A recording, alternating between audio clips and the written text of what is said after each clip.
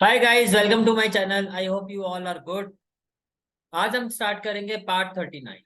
आज हम maths competitive exam series का पार्ट 39 स्टार्ट करेंगे। ऑलरेडी मैं 38 part maths competitive exam series के अपलोड कर चुका हूं। आई होप आपने देख लिए होंगे, और अगर कोई इशू हो, कोई भी दिक्कत आती है, तो आप कमेंट सेक्शन में अपने डाउट शेयर कर सकते हो। ठीक है, तो चलिए स्टार्ट करते हैं आज की क्लास का फर्स्ट क्वेश्चन। जो आज की क्लास का हमारा फर्स्ट क्वेश्चन है, that is three numbers are in the ratio 5:7:12। आपको तीन नंबर का रेशियो दिया गया 5:7:12। If the sum of the first and the third number among them is 50 more than the second number.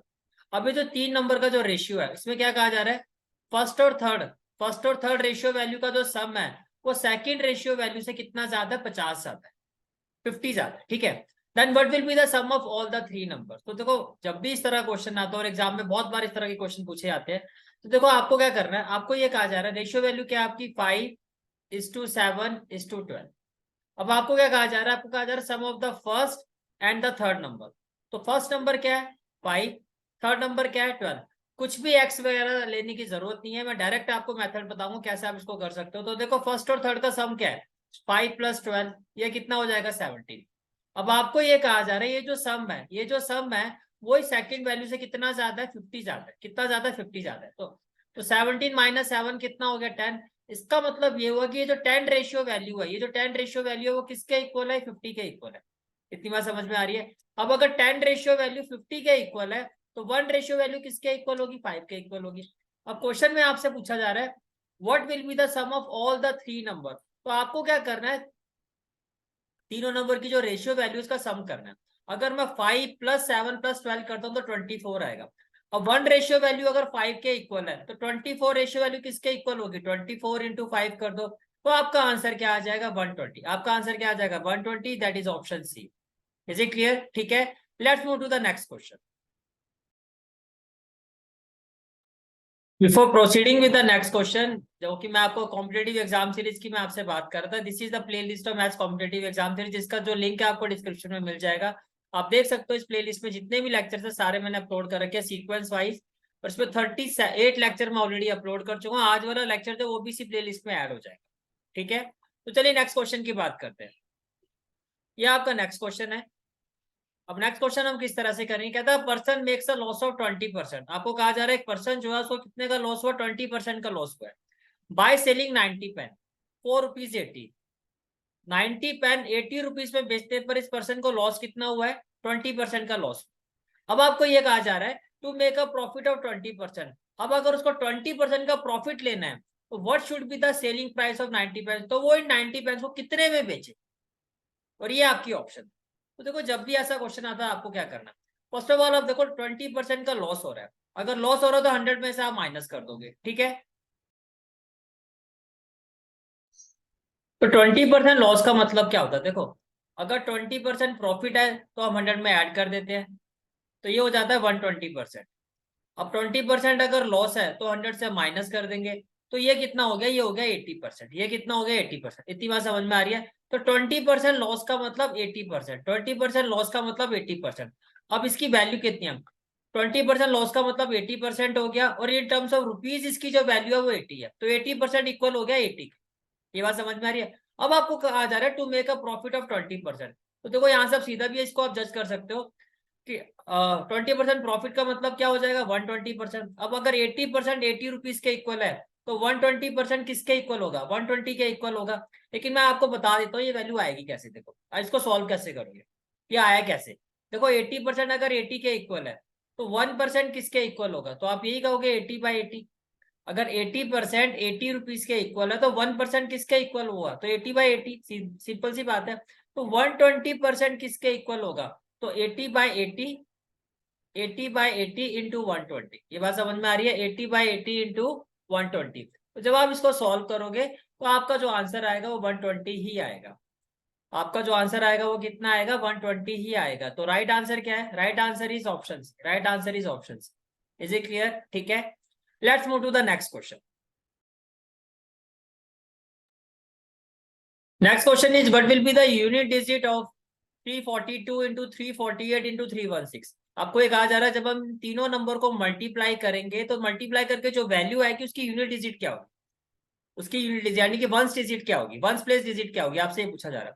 तो देखो बहुत सिंपल है, आपको सभी नंबर्स को मल्टीप्लाई नहीं करना है। आपको क्या करना है, आपको क्या करना है, देखो आपको लास्ट वाली डिजिट को मल्टीप्लाई करना है। यूनिट डिजिट की बात हो, लास्ट वाली डिजिट मीन्स आपको 2 को 8 से मल्टीप्लाई करना है और उसको करना है 6 से मल्टीप्लाई। तो मैंने क्या कहा, आपको मल्टीप्लाई करना है 2 इंटू 8 इंटू 6। तो जब आप 8 टू जा क्या होता है 16 सॉरी 16 6 जा क्या होता है 96, 16 6 जा क्या होता है 96। तो ये जो आपकी लास्ट डिजिट आ रही है, ये जो आपकी लास्ट डिजिट आ रही है, यही आपका आंसर होगा। ये जो आपकी लास्ट डिजिट आ रही है, यही आपका आंसर है। अच्छा, और भी डिजिट बड़ी हो सकती है, तब आप इसको कैसे डील कर सकते हो, और भी आसान मेथड बताता हूँ। आपको क्या करना है, 2 को 8 से मल्टीप्लाई करो, 2 को 8 से मल्टीप्लाई करो।